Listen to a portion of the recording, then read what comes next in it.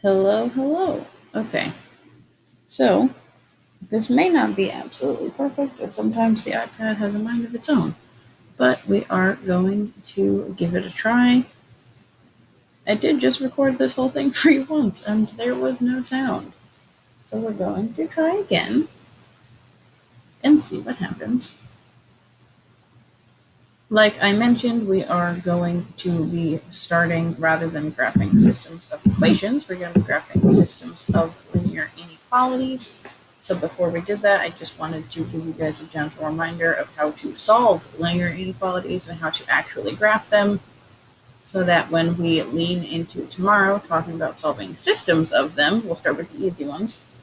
You guys have a freshened up mind, and I figured it would be best to do it as a video, so that way you can pause it, you can copy down examples, you can do anything that you need to do right along with me. So let's see what we can do. What do we remember about linear inequalities? What do these symbols mean? Why are there dots there? Things like that. I will get you guys situated, and I will do everything in purple so that you can tell the difference. Your first set, that first little row off to the left, you can see are all of your equal to categories. Your top one is going to be less than or equal to.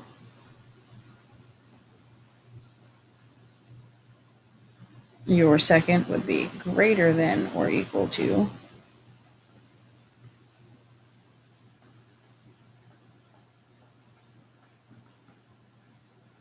And this here is your closed dot that you would use if we were graphing a linear inequality on your number lines. And you then are shading, putting a dot and shading which arrow direction it goes in to see what is included. The dot in this case is a closed dot. It is colored in. These are the equal to's. They include the number you're talking about. So if you're saying x is greater than or equal to 2, that means that 2 is an actual possibility, rather than on this side, where I'm just saying less than or greater than, where if I'm saying x is greater than 2, 2 is not a possibility. It can be 2.1, it can be 2.000001, but it cannot be 2, because it is not equal to 2. This is your open dot. This is the one you would use in the case of graphing on a number line. So what happens to that sign, to the less than or greater than or less than or equal to symbols, when you are doing a couple of different things? One of those things is whether you are multiplying or dividing by a positive number. If you're multiplying or dividing by a positive number, it stays the same.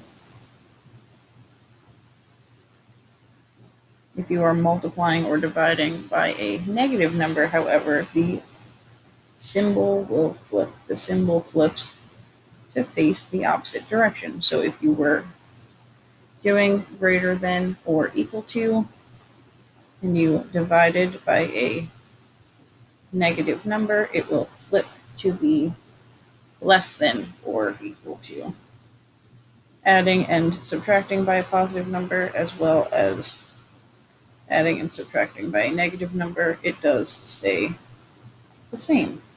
It only flips when you are multiplying or dividing by a negative number. With that, we're going to look at these. I will turn the highlighter on. There we go. And we can highlight any instance or any circumstance that your symbol would have to switch, that the sign would have to switch. So if we look at this top one, you can see in order to solve it, we would have to divide by a -3. And dividing by a -3 means our sign would flip as we're solving, going across, and then we'll work our way down, going across. X divided by +3. Dividing by a positive is not going to cause us to flip.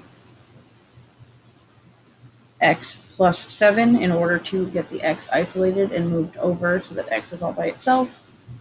You would have to subtract 7. Subtracting 7 is not going to cause a flip.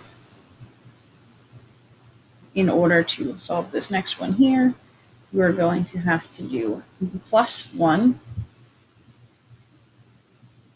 You want to move, so you're going to do a negative 1, minus 1 here, minus 1 on this side, and then dividing by a negative 2 means that this would flip. Down in the lower left, to cancel out this 4, we would multiply both sides by 4. Since it is a positive 4, it will not cause any flips. However, the last step here in this bottom one would be that we would have to divide by a negative 1. And dividing by a negative will flip our signs. So I do have 2 here that I'm going to do with you very quickly. We're going to solve them just like we solve regular equations. I want to take this 3 and move it to the other side. So I will do negative 3 minus 3 on both sides. Leaves me with a 2x is greater than 10. To get x isolated and by itself, I will divide both sides by 2, leaving me with x and a 5.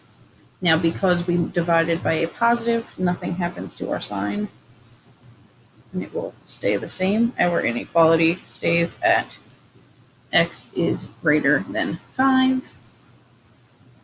For the rightmost one, the first step to get this moved out of the way, I want to subtract 4 from both sides, leaving me with a negative 3x is greater than or equal to 9.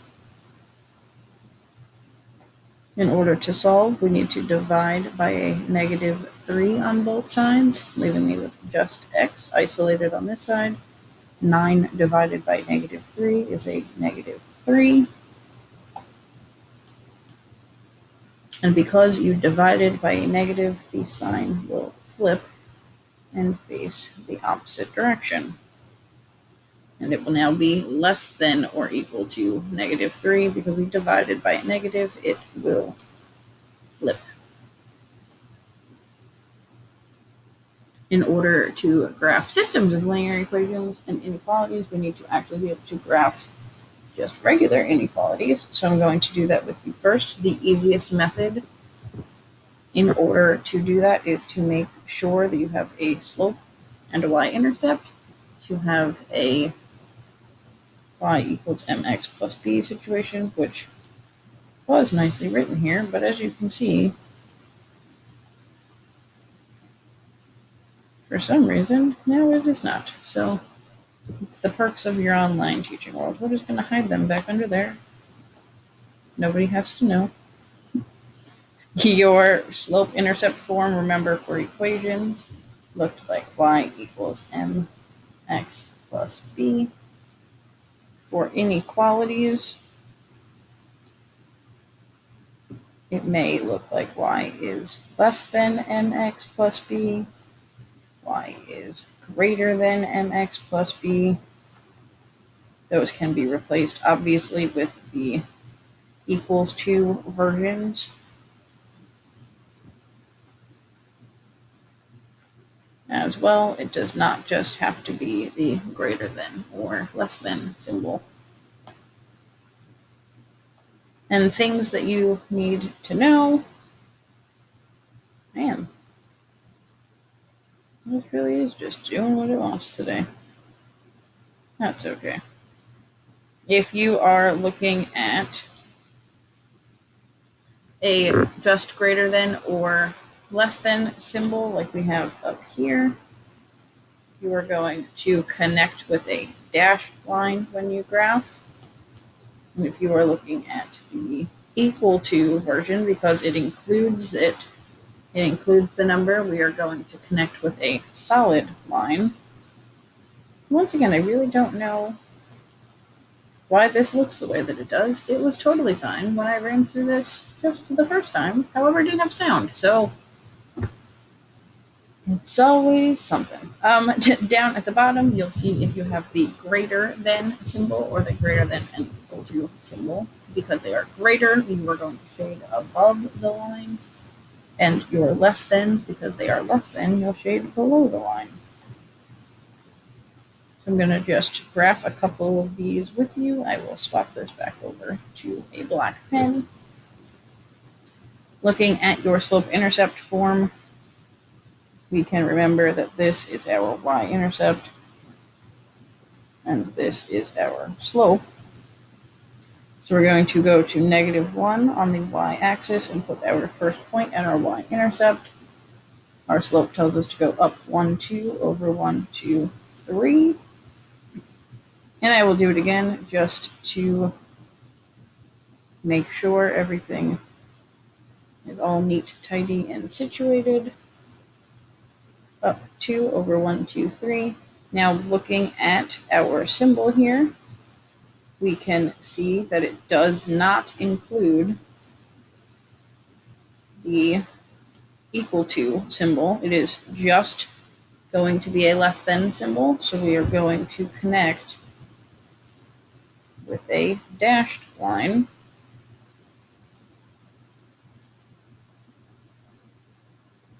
Which of course now it will not let me move. There we go. With a dashed line. Also, because it is a less than symbol, we are going to shade everything below the line, shading into the negatives. Less than means we're going to shade below the line.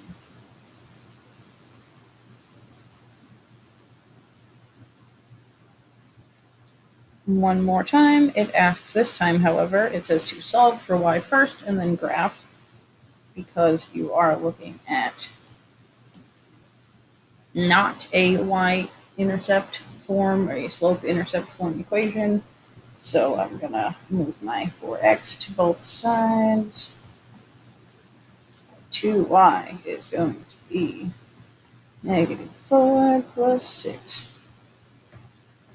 Dividing everybody by 2, since it is a positive 2, will not change my symbol, -2x plus 3.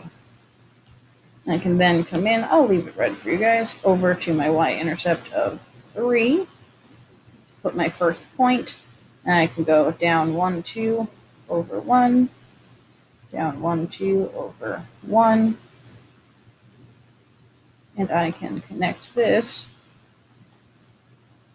Now looking at our symbol, we see that it has the equal to. It is going to be less than or equal to -x plus 3. So this time we are going to use a solid line.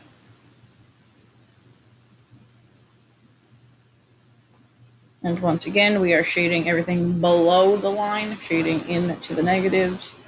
This is going to be considered below your line.